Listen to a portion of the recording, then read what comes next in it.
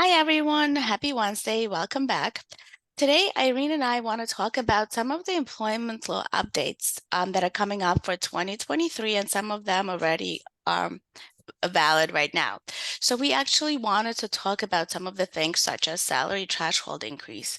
So the New York State Division of the Budget proposed an increase of the salary basis for executive and admin employees to be classified as exempt with effective date as of December 31st, 2022. So for the employers in upstate New York, which is outside of New York City and Nassau, Suffolk, Westchester counties, the threshold is going to be 1,064.25 per week, which makes it to 55,341 annually. And for the rest of the state, it's going to remain as 1,125 per week, which is 58,500 annually. So, Irene, I kind of wanted to go back to you since you're our employment law expert. Can you please talk a little bit more about the salary threshold increases? Of course. Hi, everyone. So this is very important because we find that a lot of people depend on salary as the basis to say that someone should not be receiving any overtime.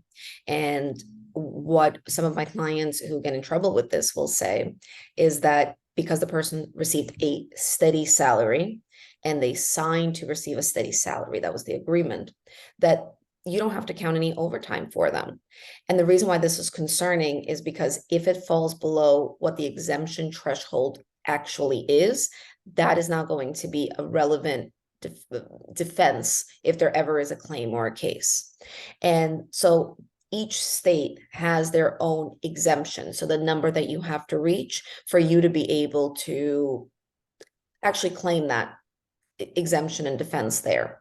So federally, of course, it's a lot lower, but we'll just talk about New York. So as Jane said, for the executive and administrative positions, it's going to be 58,500 for the year as a salary. That's the minimum number that the employee would have to be paid. Then in addition to that, there are two other parts as well, which say that the employee must be either administrative or executive function. So what that would mean is that the employees in a position of, think of a C-suite position, a managerial position. That's really what's meant by executive, but the law goes even further. So it's not just really any, let's say, store manager. There are specific barriers to reach to be considered under the executive exemption. For the administrative exemption, it's a little bit easier. You really do have more administrative roles. So think anybody that handles the day-to-day operations of the office likely would fall under that exemption. But again, something just to, it's important to take a look at the job duties and the day-to-day tasks that that person does. And then if you fit those two, it's very important that you get in writing that the employee agrees and understands this is a salaried position that is exempt of overtime. And I think actually later today, we're going to be discussing, we're going to hop right back on and we're going to discuss how important some of these forms are and those wage notice forms so that people can actually, your employees can actually sign off that they understand that they have met the threshold on both of the prongs and factors. And therefore, from there, they're going to be able to potentially have, let's say, phones on, emails on their phone. They're going to have to work sometimes after 5 or 6 p.m. and they may not be paid that time for overtime. It's very important that's also signed off on as well, especially on the administrative positions. A lot of the times, it's an all-encompassing, to say the word, administrative, and it's very important that all of that's going to be in writing. And again, we're going to be hopping right back on in a little bit, and we're going to discuss those wage notice forms, the different types, and how important it is to have those. If anything, tying it into specifically here, how important it is to have those for this purpose so that you have everything documented. Thank you. That is very helpful. You know what? The other update that I was a little surprised personally to see was about the salary transparency in job postings. So, in New York State, basically on November 1st, 2022, employers who have four more employees, they have to basically state minimum and maximum salary ranges in job postings, including transfers and promotions. Um, Irene, what do you think about that? So it's really very interesting. I've seen that come up, and I think it's very important that on job postings, it's been something that a lot of job tracking or websites have actually required for some time now, given various state laws. But it is interesting as the way that they're going to be reviewing this and the division of the agencies that are going to be overseeing and reviewing it. We've actually had one employee that right in the very beginning, they had a Department of Labor claim from someone who never applied, but they saw the job posting, and so they made a Division of Labor claim, and it was listed on a forum. I believe some of the more popular websites today just won't let you post unless you put in a certain range. And I do think it gives a little bit more transparency, but it's something to be really aware of. Even if you're putting this up in certain groups, we have some of our attorney forum groups, and sometimes we'll put up that, let's say we're looking for a new associate.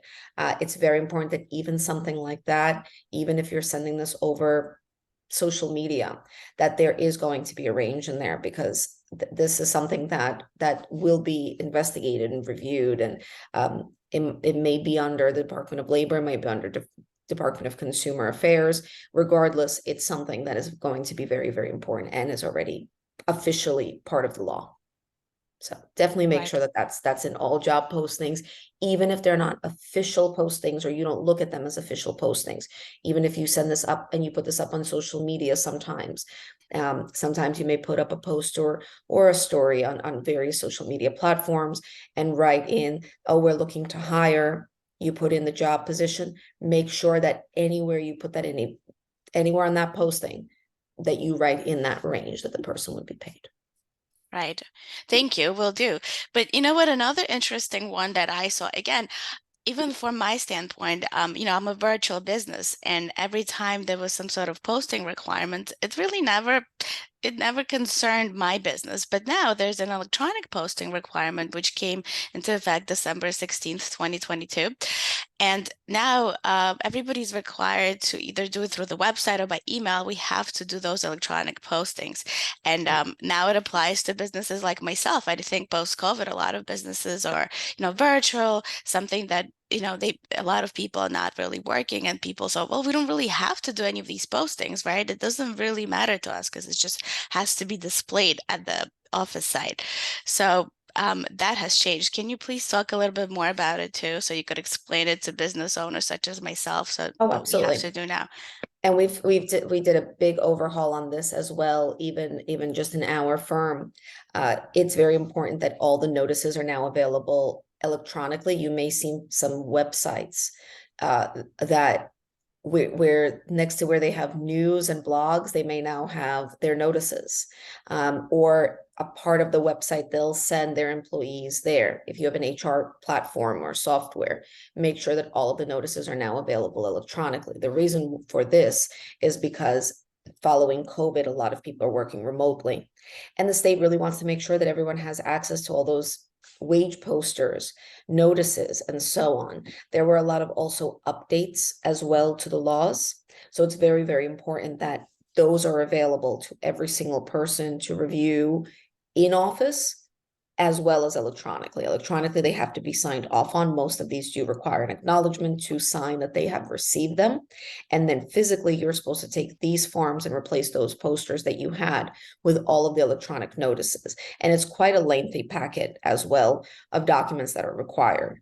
I believe we ultimately came up with about 20 of them, about 20 various types of notices. So where you'd have one big poster back in the day and you'd have a small little subsection.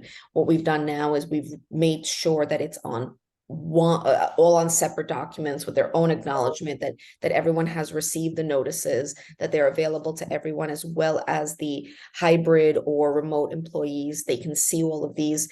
And for those employees that even if they do have access to the HR system but are in office, that they're reminded of this, it's hung up in a visible place.